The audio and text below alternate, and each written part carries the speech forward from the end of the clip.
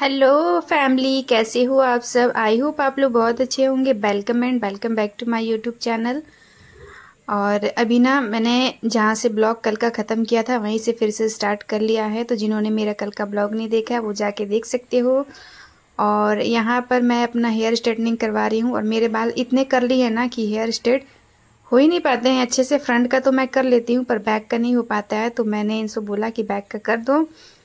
तो इनको पता नहीं था कि मैं रिकॉर्ड कर रही हूँ। जब इन्होंने देखा तो ये हंस रहे थे कि तुम रिकॉर्ड कर रही हो।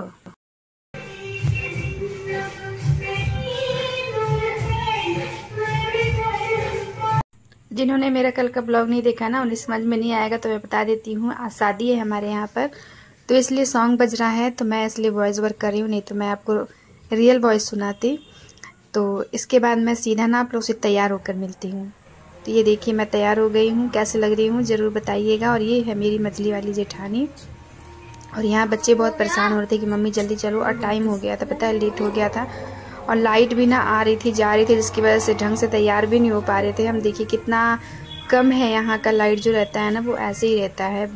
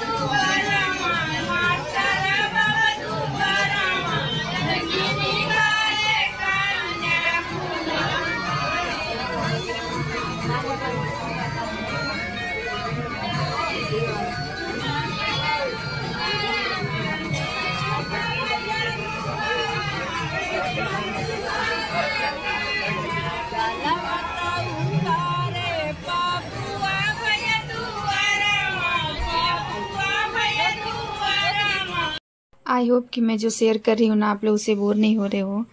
और मैं सोचती हूँ ना कि आज ब्लॉग नहीं बनाऊँगी, फिर कुछ ऐसा होता है तो मैं सोचती नहीं नहीं ये मुझे दिखाना चाहिए आप लोग को। मैं कुछ खाने बैठती हूँ ना तो ऐसा लगता है मैं अपनी फैमिली के साथ शेयर कर दूँ कि आज मैं क्या खा रही हूँ, मैं आज क्या कर रही हूँ। मैं रोज़ सोचती हूँ कि आज ब्लॉग नहीं बनाऊँगी, आज कुछ और दिखा देती हूँ, पर मेरा मन ही नहीं मानता है। जैसा लगता है ना आप लोग से एक मैंने ऐसा रिश्ता सा जुड़ गया है कि आप लोगों को कुछ दिखाए भी ना मुझे वो नहीं, संतुष्टि नहीं प्राप्त होती है। तो इसलिए मैं सोचती हूँ कि मैं जो जो देख रही हूँ ना आप लोगों को भी दिखा दूँ, आप लोगों के साथ भी शेयर कर दूँ, और जो मैं खा रही हूँ वो भी आप लोग को दिखा दूँ। मतलब कि ना एक लत सी लग गई है। रोज़ सोचते हैं कि नहीं बनाएंगे यार, व्यूज़ नहीं आ रहे हैं, सब्सक्राइबर नहीं बढ़ रहे हैं, मगर फिर ऐसा लगता है कि नहीं नहीं रहने दो, कर लेते हैं, बना लेते हैं, दिखा देते हैं। मेरी जो भी फैमिली है ना छोटी सी, वो बहुत ही अच्छी है। तो मैं इसलिए ना रिकॉर्ड कर लेती हूँ। अगर आप लोग बोर होते होंगे तो प्लीज़ मुझे बता देना।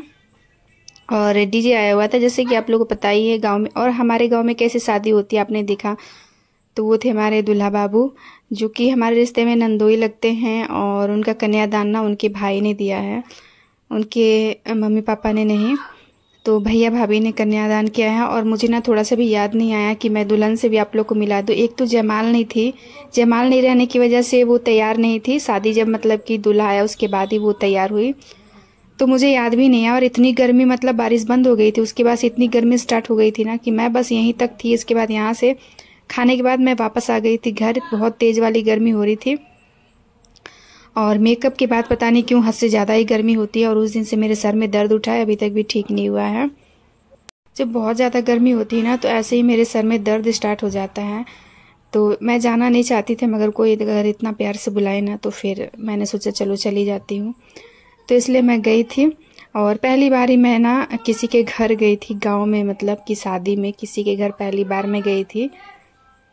और मेरे पास मोबाइल बिल्कुल नहीं रहता है। जब मैं जाती हूँ देख रही हूँ, ये मेरी बेटी ने, मतलब कि मेरी जेठानी की बेटी ने रिकॉर्ड किया है। और उसके बाद ना वो ऊपर लेके चली गई थी छत में, वहाँ से उन्होंने पूरा डांस का डीजे का वो रिकॉर्ड किया।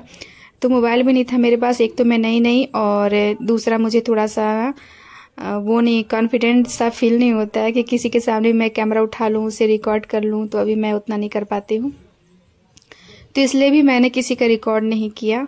और गांव का है ना, लोग पता नहीं क्या समझेंगे कि कैसा ओवर एक्टिंग कर रही है ये वो सब, तो इसलिए छोड़ दिया, मैंने नहीं किया। तो जितना मेरी बेटी ने ही किया है उतना ही आप लोग देख लो। तो ये हमारी रस्में होती हैं। यहाँ पर द्वार पूजा हो रहा है। जब दूल्हा आते हैं ना, तो बाहरी यहाँ पर पूजा होता है। वो अक्षत लेकर आते हैं, अपना यहाँ का अक्षत छीटा जाता है। तो ये सब पंडित बैठे हैं, उनके तरफ के भी इधर के भी, और सारे लोग हैं उधर बाराती। हाँ, ये कैमरामैन को देख के मुझे याद आ गया। पता है क्या हुआ था ना, सुबह ये बारिश तो बहुत तेज हुई थी, और सुबह ये तार ना मतलब कि समेट रहा था, और समेटते समेटते ना इसने उधर से खोला नहीं था, और इसको इतने जोर से इसे करंट मारा, इतने जोर से इसे करंट मारा ना कि इसकी सांस बिल्कुल बंद हो गई थी। उसके बाद इसको पंप दिया गया, मैं सीने को इसको दबाया गया। उसके बाद इसको सांस आई। उसके बाद इसको ना ले गया तुरंत के तुरंत हॉस्पिटल। मतलब बेचारे की ना जान जाते जाते रह गई थी।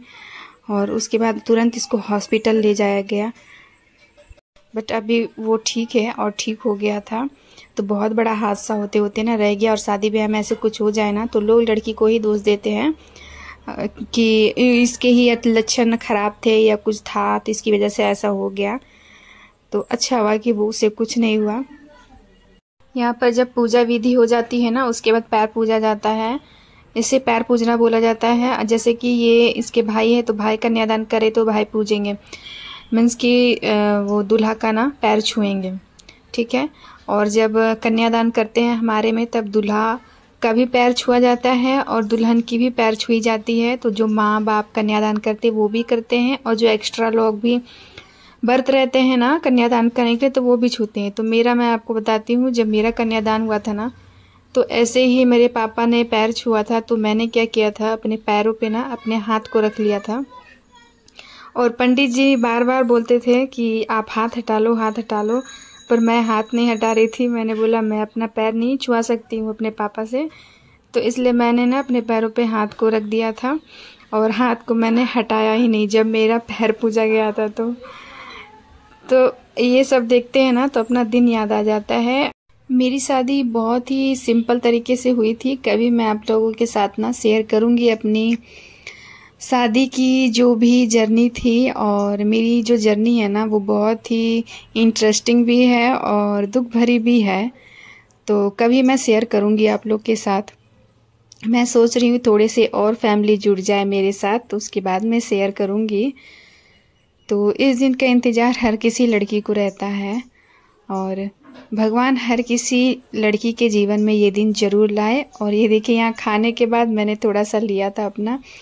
तो ये हमारे देवर जी हैं, और देख सकते हो आप लोग, सब चीज़ था यहाँ, छोला फुल्की चाउमीन वगैरह जो भी होता है पार्टी में।